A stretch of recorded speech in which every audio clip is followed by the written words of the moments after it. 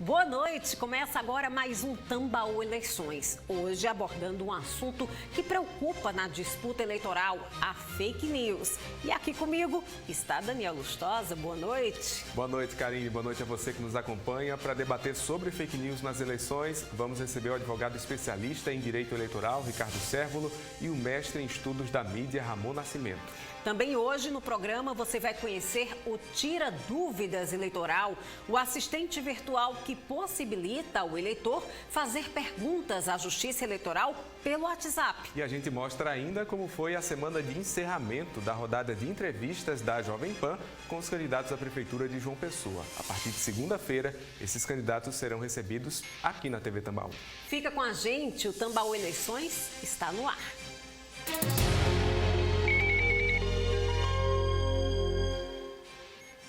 O Tribunal Superior Eleitoral lançou nesta semana o Tira Dúvidas Eleitoral. Pois é, Karine, através do WhatsApp, o eleitor pode fazer pergunta e esclarecer várias questões sobre esse período de campanha e também de votação. Perguntas simples que podem ser respondidas com uma mensagem de WhatsApp. Esse Tira Dúvidas desenvolvido para o Tribunal Superior Eleitoral está disponível para ser usado na rede social. Basta salvar o contato 61, que é o DDD de Brasília, 9637-1078 no seu telefone, que um menu abre para o usuário e ele pode tirar várias dúvidas. Uma das empresas afiliadas do WhatsApp no Brasil desenvolveu esse robô, onde você coloca lá as suas dúvidas e a partir daí ele responde aquilo que você tem. Nas ruas as dúvidas não param. Eu gostaria de saber quais são os documentos que é necessário para que a pessoa possa participar das eleições agora. Identidade, carteira de motorista, carteira profissional, com foto recente, para que o mesário possa identificar e saber que é você mesmo que está na sessão para efetuar a votação. Meu nome é Vitor, eu quero saber como votar na urna eletrônica. O primeiro voto é para vereador, são 5 dígitos, você digita os números do seu candidato, confere a foto para saber se aquele candidato mesmo que é o seu candidato escolhido, depois e só depois você confirma. Em seguida aparece a tela de prefeito, são 2 campos, 2 dígitos, você vai digitar o número do seu candidato, olha a foto, depois que você confere que está certinho, confirma. Se por acaso estiver errado, tem a tecla laranja, você corrige, coloca o número correto e confirma. Meu nome é Gilmar e eu tenho dúvida aonde eu vou votar. Os locais de votação são sempre publicados no nosso site, do tre-pb.jus.br, no site do TSE, tse.jus.br, e também para quem tem e-título, que serve até como documento para votar, né? O e-título, se você tiver o e-título com foto, você não precisa de outro documento, já resolve com ele. Quem tem e-título consegue também consultar lá dentro do seu e-título o seu local de votação, tem mapinha para ensinar você a chegar no seu local e você pode até pedir um transporte por aplicativo de dentro do e-título para te levar para a tua votação. Eu queria saber quais os cuidados que a gente deve tomar para esse negócio da epidemia e quais os horários que a gente tem que ir votar nas eleições. É importante que você traga a sua caneta para você não usar objetos que estejam na sessão que possa colocar você em risco. Então você assina o caderno de votação, faz novamente a asepsia de suas mãos e sai da sessão. No meio da multidão de informações é importante saber discernir o que é verdade e o que é mentira, o que é fato e o que é boato. Para isso, o TRE também está preparado para combater as fake news. Em todas as áreas de atuação, a Justiça Eleitoral tem procurado combater a fake news, levar as informações exatas e precisas para você, eleitor, para que você não se iluda, nem vá ser manipulado por ninguém. E agora chegou a vez da gente saber escolher, né? Que a vez é agora. Não tem outra vez, não. As fake news estão entre os principais problemas observados pela Justiça Eleitoral durante a campanha. Com o aumento do uso das redes sociais pelos candidatos, cresceu ainda mais a preocupação com esse tema, né, Daniel? Pois é, a gente passa a debater esse assunto a partir de agora aqui no Tambaú Eleições. Estamos recebendo o advogado especialista em direito eleitoral, Ricardo Cérvulo, e o mestre em estudos da mídia, Ramon Nascimento. Eles vão nos ajudar a entender não só a legislação que envolve as notícias falsas, mas também o impacto que essa prática tem na população. Primeiro, eu gostaria de perguntar aos nossos entrevistados como é que eles estão observando o comportamento dos nossos candidatos até o momento, durante essa campanha. Boa noite, sejam bem-vindos. Boa noite, é uma satisfação estar aqui. Essas eleições são eleições anômalas, são eleições diferenciadas. Em termos, eu costumo dizer isso. Por quê? Porque há uma presença maciça e massiva desde a eleição de 18 da presença desses candidatos nas redes sociais. Agora, com o advento da pandemia, que a campanha ficou restrita de aglomeração, contra aglomeração e essa coisa, naturalmente se tende a fazer um uso maior das redes sociais. Mas outra ponderação que eu gostaria de fazer é que o ambiente virtual, ele é igual ou até mais grave, mais sério do que o ambiente ao vivo, presencial, melhor dizendo. Por quê? Porque tudo fica registrado, tudo fica perto, né, ao toque de um print, de uma gravação qualquer, você já faz a prova é em conteste.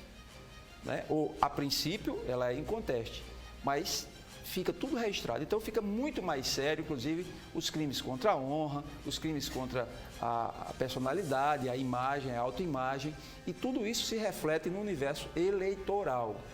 Por quê? Porque você vai desequilibrar a paridade do pleito, vai ter essa desconformidade com o que a legislação apregoa, que é trazer aquilo que acontece na vida presencial para a vida virtual, que é a harmonia, a paz, a urbanidade entre as pessoas e os candidatos que estão na disputa. Professor Ramon, a gente, observando a eleição presidencial, houve um uso forte das redes sociais, também houve uma fiscalização maior, a fake news entrou em discussão, uma discussão muito ampla. Será que isso trouxe um receio do candidato em usar esse artifício para essa eleição agora? Primeiramente, boa noite a todos. Daniel, no contexto das fake news, né, a gente vê um outro comportamento, conforme o doutor Ricardo Sérvulo falou, essa eleição é atípica nesse sentido de que na eleição presidencial a gente tem todo o território brasileiro e a gente tem uma estrutura logicamente maior até para isso, né? As agências, enfim, mas toda a população brasileira participando ali.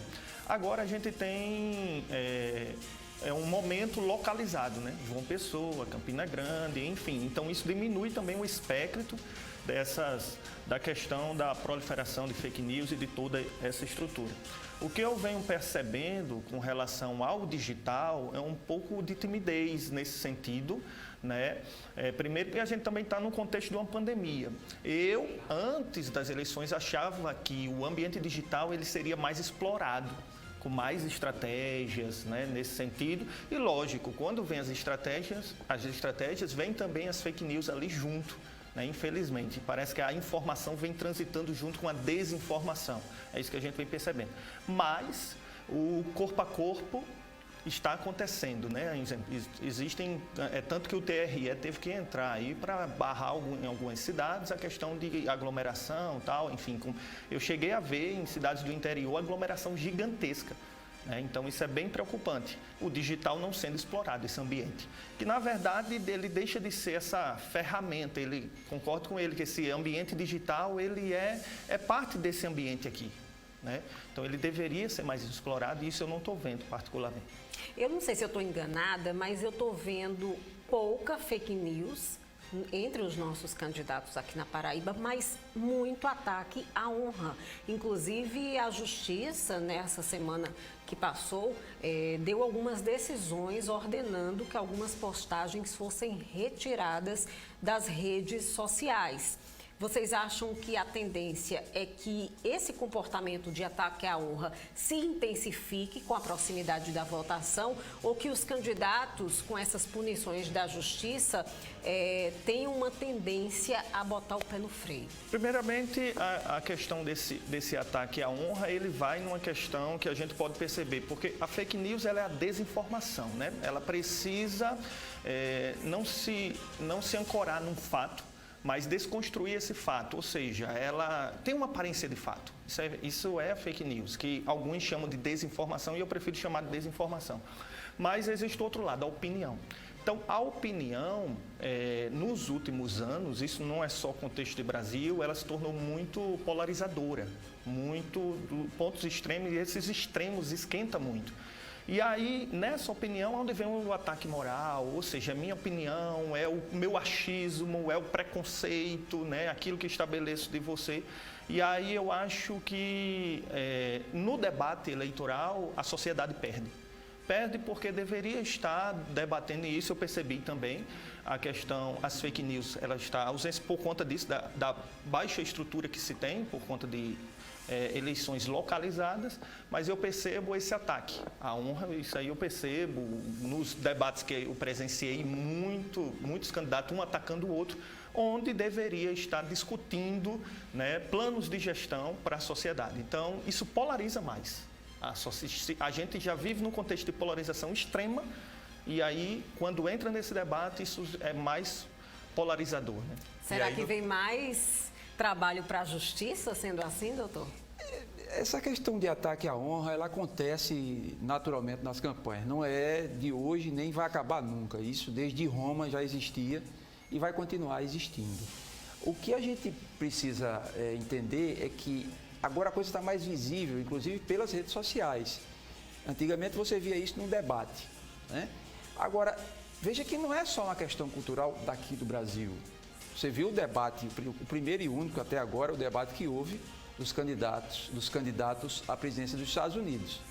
O presidente Donald Trump foi buscar uma coisa do filho do Joe, como é que chama o... Joe Biden. Joe Biden, ele, de uma questão de uma dependência química do filho, enfim.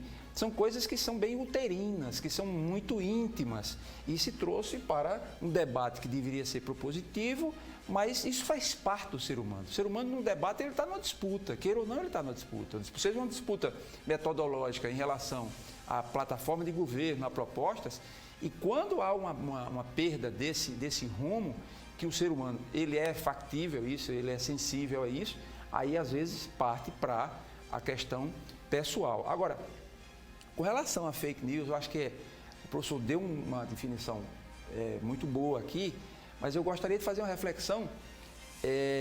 O que exatamente é fake news? Não é o conceitual, foi muito bem o conceito, mas a grande indagação que eu faço para a sociedade é quem vai decidir o que é fake news e o que não é fake news. Porque há um campo de subjetivismo muito grande com relação a isso. Por exemplo, dependendo de uma linha editorial de um jornal, ele pode trazer e pode, aí sim, nesse conceito, desvirtuar uma visão de alguma coisa e, ao mesmo tempo, se valer de que ele está usando a opinião editorial dele e a opinião do direito da liberdade de imprensa. Isso é um campo do subjetivismo que me mete muito medo quem vai chancelar e dizer o que é certo e o que é errado. Não estou falando de casos óbvios, né? Aquilo que salta aos olhos, aquilo que é muito nítido, que é palpável. Por isso que eu, não sei se está na pauta, mas eu já coloco aqui a minha inquietação, a minha aflição com a questão da lei das fake news, né? E quem vai dizer, tem um ditado que diz, e quem vigia é o vigilante. Né? Isso é muito perigoso, porque aí entra na linha ideológica, né? E aí o ser humano é um ser político, né? E isso pode mexer muito com as canalizações de decisões daquilo que é o carimbo que é certo, do que é errado, e isso mexe com outro princípio do direito, que é a liberdade de expressão. Na volta, a gente conversa sobre esse assunto fake news e traz ainda o resumo das últimas entrevistas na Jovem Pan João Pessoa com os candidatos à Prefeitura da capital. Até já.